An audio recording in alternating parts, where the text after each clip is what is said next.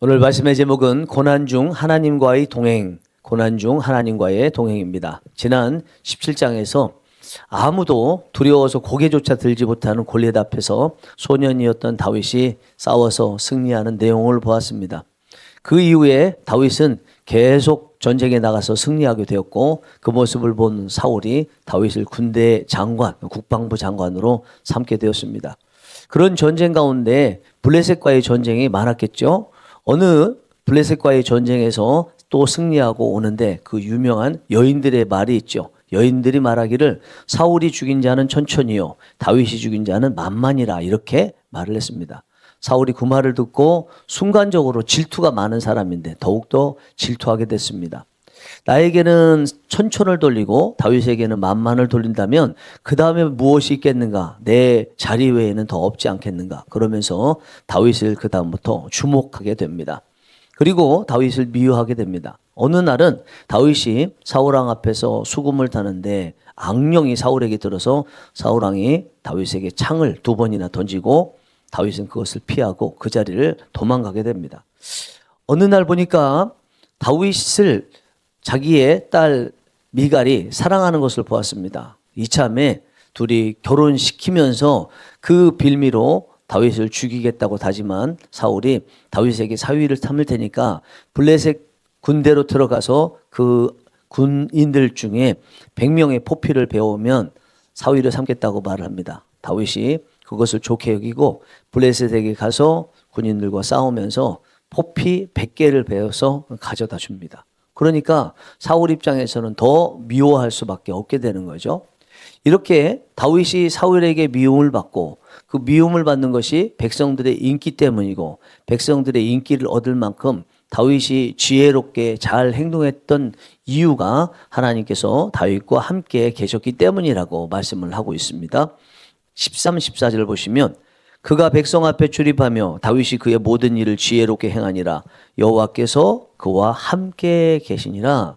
이 모습을 사울도 알았습니다. 사울이 그것을 보고 점점 더 다윗을 자신에게서 떠나보내려고 했죠. 12절 13절에 보면 여호와께서 사울을 떠나 다윗과 함께 계심으로 사울이 그를 두려워한지라. 그러므로 사울이 그를 자기 곁에서 떠나게 하고 그를 천부장으로 삼음에 그가 백성 앞에 출입하며. 사울은 하나님께서 다윗과 함께 계시는 것을 보고 이제는 아예 평생에 대적으로 다윗을 삼기도 했습니다. 28절 29절입니다. 여호와께서 다윗과 함께 계심을 사울이 보고 알았고 사울이 다윗을 더욱더욱 두려워하여 평생에 다윗의 대적이 졌니라. 사울이 하나님께서 다윗과 함께 계시는 것을 보고 오히려 다윗을 두려워하면서 자신에게서 멀리 떠나보내고 평생 대적으로 삼았다고 합니다. 본문에 나와 있는 이 말씀, 사울이 하나님께서 다윗과 함께 계시는 것을 보았다는 것은 사실은 하나님께서 다윗과 함께 계시는 것을 보았다는 것보다 하나님께서 함께 계심으로 나타나는 현상을 보았다는 거죠. 그것을 객관적으로 하나님께서 다윗과 함께 계셨기 때문이었기 때문에 이 말씀을 기록한 저자는 사울이 마치 하나님께서 다윗과 함께 계신 것을 본 것처럼 이렇게 기록을 하고 있습니다. 그러나 사실은 그것을 보았다기보다는 사울이 보기에 다윗이 평상시와 다르게 범상치 않은 능력을 가지고 있고 또 지혜롭게 행동하는 것을 봤다는 거죠. 계속 그런 능력 있는 사람을 자기 곁에 두게 되면 결국 백성들로부터 비교를 당해서 다윗이 자기 왕의 자리를 차지할 수 있다고 생각하고 점점 멀리 떠나보내면서 평생의 대적으로 삼게 되었습니다. 다윗 입장에서 보면 하나님께서 함께 계심으로 얼마나 좋아요. 실제로 상황이 여러 가운데 있는데 그 가운데서 지혜롭게 행동하기도 하고 때로는 적들과 싸워서 승리할 수 있을 만큼 용맹스러운 모습도 갖추고 있었기 때문에 다윗 입장에서는 얼마나 좋겠습니까? 다윗은 자신이 하나님과 함께 계시는 사람이라는 것을 알았습니다. 어릴 때부터도 알았고 계속 하나님께서 자신과 함께 계시다는 것을 알았습니다. 특별히 보일 때도 있었고 특별히 음성이 들려질 때도 있었을 것이고 그렇지 않다 할지라도 하나님의 섭리신앙을 알고 있었기 때문에 하나님께서 자신과 함께 계시고 있는 것을 알았습니다. 그러니까 그런 능력들이 임하게 된 거죠. 그러나 한편으로 봤을 땐 다윗 입장에서는 하나님께서 함께 계시는 것이 좋지만은 않았을 거예요. 비록 백성들은 자기를 좋아하고 좋아할 만한 능력도 지혜도 있었지만 정작 자기를 점점점 높은 위치에 올려야 될 사울 왕은 자신과 하나님께서 함께 계심으로 자신을 두려워하면서 더 멀리하고 대적으로 삼는 것을 보면서 더 싫었을 수도 있을 것 같습니다. 두려울 수도 있었을 것 같습니다. 그런데 다윗의 진면목이, 신앙의 진면목이 여기서 나타나죠. 그렇게 하나님께서 함께 계심으로 오히려 더 어려움에 처하고 점점점 사울왕으로부터 대접을 받고 있는 상황에서 하나님을 버릴 수도 있고요. 하나님께서 함께 계시지 않도록, 그러므로서 사울왕이 자기를 가까이 둘 수 있는 사람이 되도록 하나님께서 함께 계시지 않는 사람의 그런 행동을 하고 또 신앙적 모습을 보일 수도 있음에도 불구하고 다윗은 끝까지 하나님께서 함께 계시고 싶은 사람의 모습으로 있었다는 것입니다. 다윗은요, 그런 어려운 가운데서 하나님께서 함께 계시는 것을 알면서 더 하나님께 기도했습니다. 그리고 더 하나님을 찬양했습니다. 이것을 어떻게 할 수 있을까요? 다윗이 썼던 시편의 내용들을 보면 알 수 있습니다. 사울왕으로부터 쫓겨다니는 중에 쓴 시들이 제법 많은데 그 안에서 다윗은 점점점 하나님 앞에 기도했습니다. 그리고 하나님을 찬양했습니다. 그 고난의 순간을 찬양으로 성화를 시켰습니다. 그런 고난의 상황에서도 하나님께서 자신을 사랑하시고 어릴 때부터 늘 그러셨듯이 하나님께서 최종적으로 이기게 승리하게 해주신다는 것을 알았기 때문에 다윗의 사울왕으로부터 쫓겨다니는 고난 가운데서의 시의 내용을 보면 처음에는 고난당한다, 힘들다 하는 듯 했지만 결국 하나님을 찬양하는 모습을 보였습니다.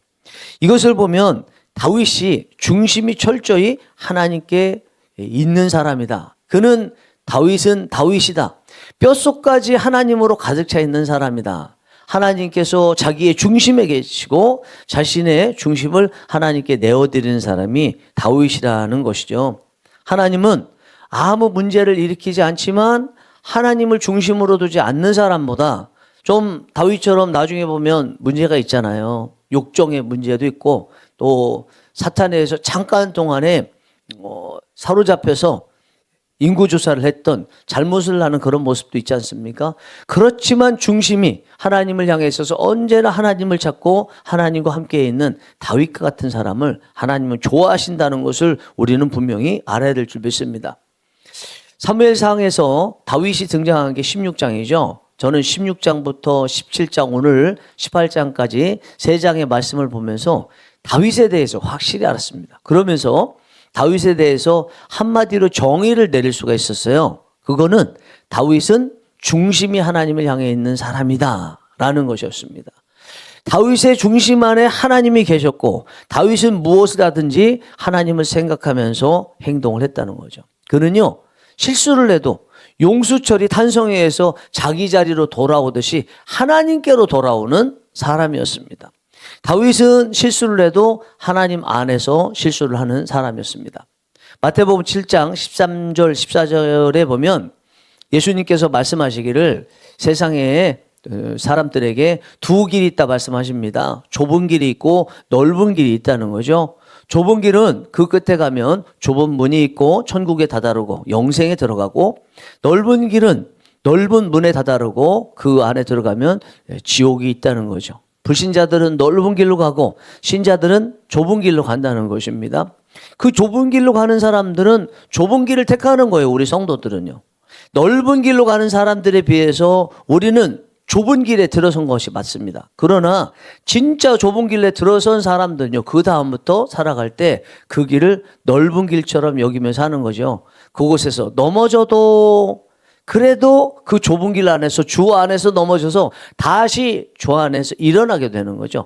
죄를 지어도 주님 안에서 죄를 짓고 죄를 지은 다음에 하나님 앞에 용서를 구하고 회개하고 다시 재기하게 되는 거죠. 타락한다는 말 하죠.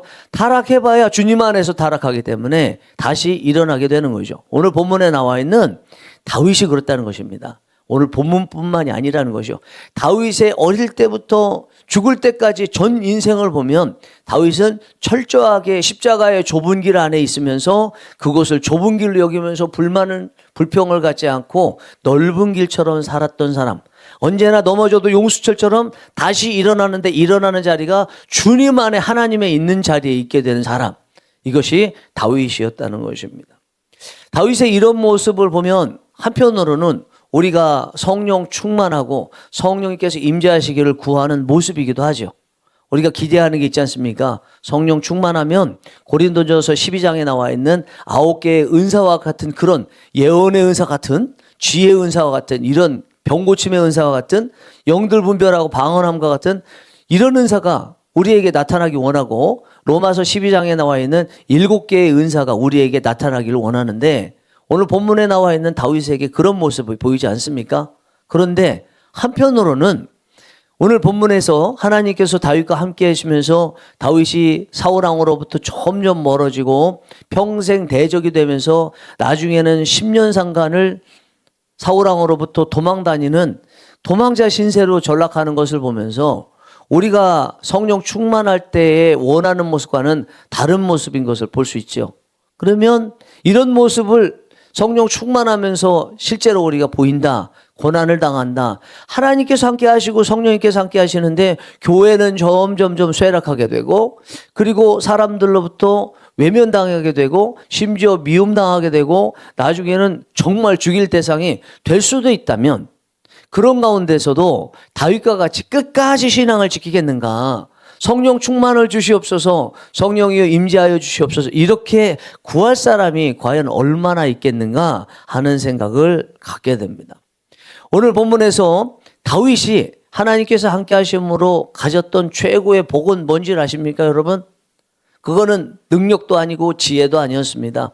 하나님께서 그와 함께 하신다는 것 그 자체, 하나님께서 동행하신다는 것 자체가 다윗에게 있어서 하나님께서 함께 하신다는 것에서 얻을 수 있는 최고의 유익이었죠.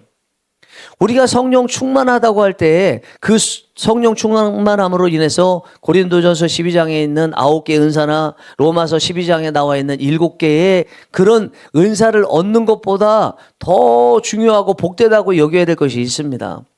그런 것들이 안 올 수도 있거든요. 그럼에도 불구하고 성령 충만하다고 한다면 정말 내가 복받은 사람이다. 난 행복하다. 그러면서 기도할 때마다 하나님 오늘도 성령 충만케 하여 주옵소서. 이렇게 기도할 수 있는 이유는 뭐겠어요? 하나님이 나와 함께 하시는구나 라는 것을 알게 되는 거죠. 하나님께서 동행하시는구나. 그래서 나는 최고의 복된 자라는 것을 알게 되는 거죠. 오늘 말씀을 보니까 오히려 하나님께서 함께 계심으로써 나타나는 이런 고통들은, 고난들은 다시 말하면 하나님의 자녀라는 증거죠. 성령 충만했더니 오히려 고난을 당하더라. 누군가로부터 정부로부터 고난당할 대상이 되더라.